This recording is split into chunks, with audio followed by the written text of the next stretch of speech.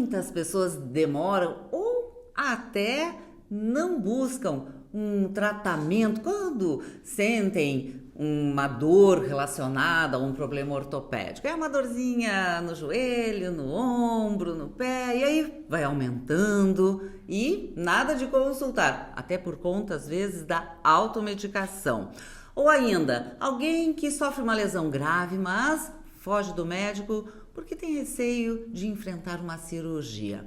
Por conta disso, hoje o nosso assunto no PodMed, o videocast do Medplex Eixo Norte, convida o médico Tiago Buges, ortopedista e traumatologista da Urgetrauma. Eu sou Laura Medina, jornalista, e estou aqui com um médico e convido você para nos acompanhar neste bate-papo.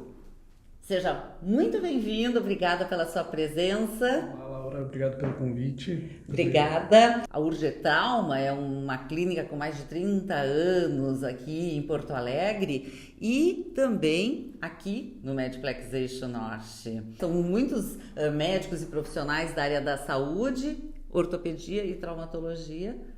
Um dos médicos é o Dr. Tiago. Exatamente. E nos mudamos agora para o Medplex aqui com uma estrutura sensacional para ter um atendimento integral aos pacientes ortopédicos. Tem uma história, uma longa história aí da Urgetrauma. Bom, mas falando, eu comecei falando justamente, né, sobre o fato das pessoas. Quem não conhece alguém que, eu vou deixar, vai doendo aqui, vai doendo ali, vai indo, vai deixando. Pois é. Quando a gente precisa buscar um atendimento? Qual é o momento adequado? Bom, a gente sabe que na ortopedia a gente tem basicamente dois tipos de origem das lesões, né? São elas as lesões traumáticas, né? Provenientes de quedas, traumas em atividades esportivas, e é muito importante que em qualquer um desses eventos traumáticos a gente consiga ter um atendimento, né? A gente sabe que muitas vezes existem lesões ocultas, né? Que até mesmo numa primeira avaliação por raio-x ou por exame físico a gente não consegue diagnosticar, e nós precisamos lançar mão de mais exames, né? Para fazer o correto diagnóstico. Isso hoje em dia a gente tem, por exemplo, o raio-x digital, que melhorou muito a qualidade do diagnóstico, outros exames como tomografia, ressonância magnética. Então, nesses eventos originários de lesões traumáticas, de eventos traumáticos, o paciente deve, no mais curto tempo possível, procurar o atendimento. Bom, a outra causa são as causas degenerativas, né? Aquela dor que ela vem e não cessa, e eventualmente o paciente até usa alguma medicação e já tem algum tempo que ela não passa, ou ela eventualmente vem até piorar. Então, nesses casos também está indicado esse paciente procurar, seja o atendimento de urgência ou seja um atendimento eletivo, né, para os casos degenerativos, que eventualmente pode esperar um pouco mais. O paciente pode marcar uma consulta e fazer uma avaliação mais detalhada. Porque acontece também, às vezes, faz a consulta, faz lá um exame e acaba deixando, vai passando o tempo. Qual é a consequência de quem acaba, por exemplo, até podemos trazer alguns exemplos, deixando de lado um tratamento correto? Na verdade, retardar o tratamento, a gente sempre vai ter um problema maior depois, né? A gente sabe que fazer o tratamento primário, né, logo no início, a chance de sucesso ela é muito maior.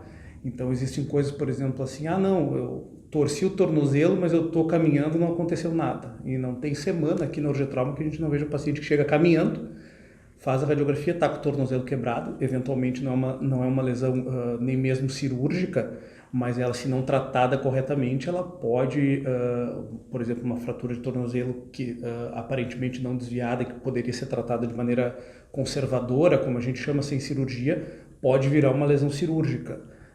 Traumas no punho também, queda com a mão espalmada, muitas vezes o paciente, não estou com dor, não vem e tal, e a dor não para, lá 3, 4 semanas vai fazer um raio-x, tem uma fratura do osso escafoide, que é um dos ossos aqui da região na região do punho, e aí depois o tratamento geralmente é bem mais difícil que num primeiro momento, né, sendo avaliado corretamente lá na fase aguda. E por exemplo, tem também problemas de esforço repetitivo, que está hoje aqui, celular, as pessoas acabam tendo alguns problemas também, ou até de algumas profissões, né? Cabeleireiro, que trabalha muito com esse movimento, e várias outras profissões.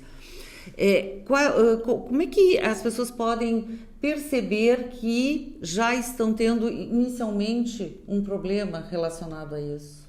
Essas lesões vêm aumentando muito, né? Tanto, como tu bem falaste, pela profissão, tanto pelo uso do celular, pelo uso do computador, né? Que a gente sabe que hoje a gente está usando muito mais, e também pela atividade física, né? A gente sabe que hoje a população é bem mais ativa do que era há 20, 30 anos, vamos dizer assim.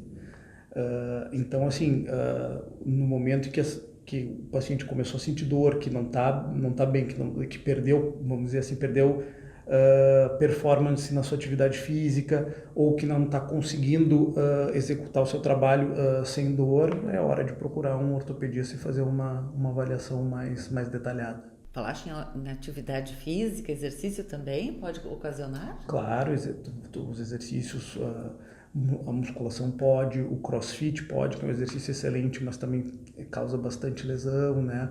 As lutas como boxe, muay thai, jiu-jitsu, né?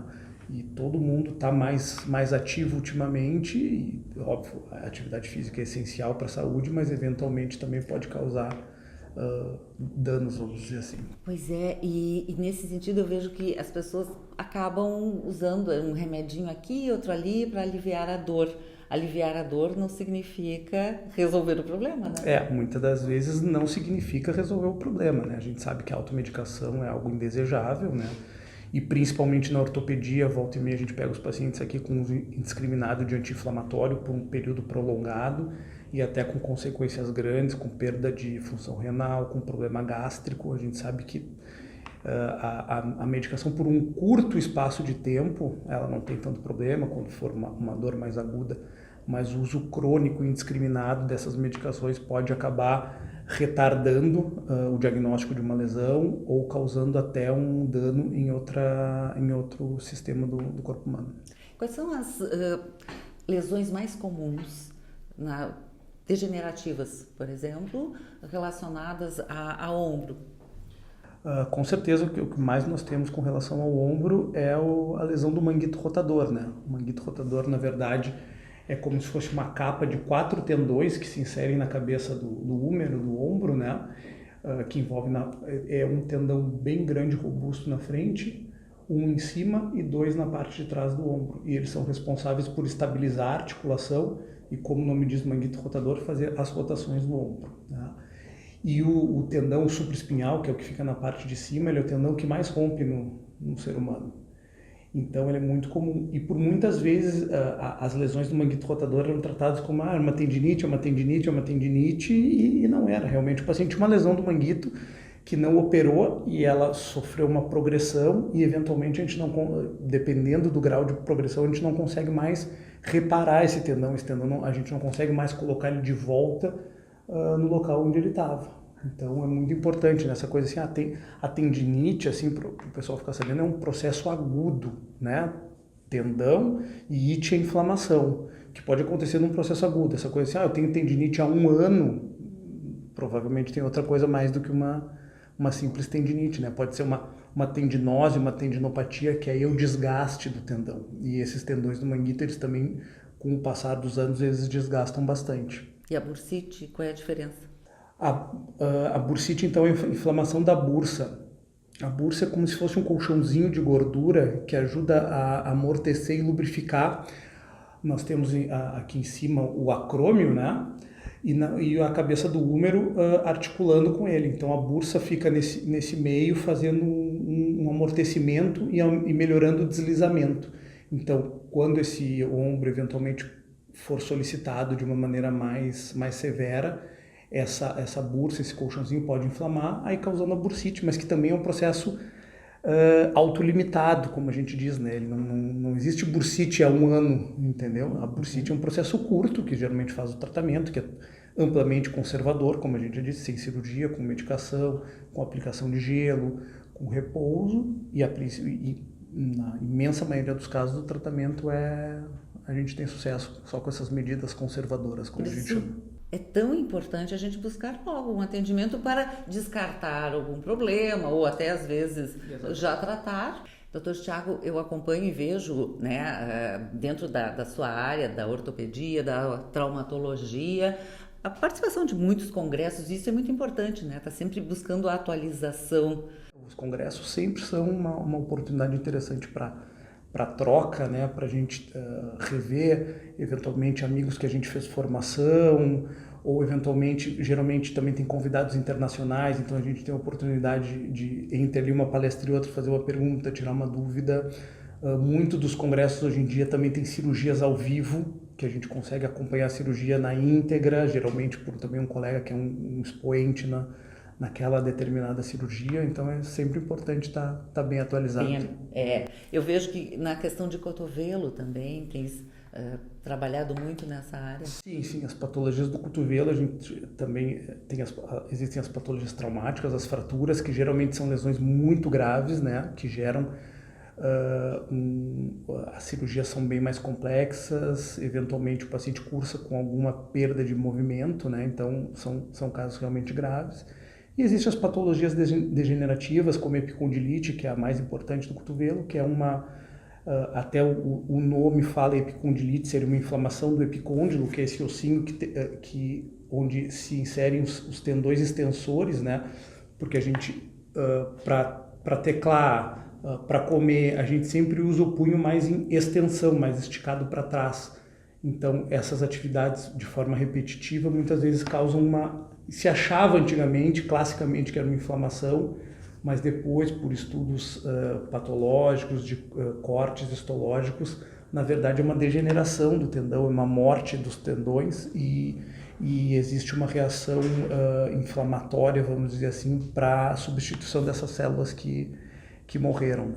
Então, nós, geração computador, estamos correndo risco, porque no envelhecimento, naturalmente, tudo vai se desgastando, né, doutor Tiago? Daí, aqui, ó, computador, aqui, o celular, então, repercute aqui? Sim, atividade de musculação também pode causar, né? Então, mas existem tratamentos que a gente consegue retardar esse período de recuperação bastante. Então, mais do que nunca, repetindo, sentiu uma dorzinha, corre lá, corre, porque realmente, né, a gente já resolve algo que depois vai prolongando e vai dificultando mais o dia a dia e nosso envelhecimento, todo mundo vai envelhecer, né?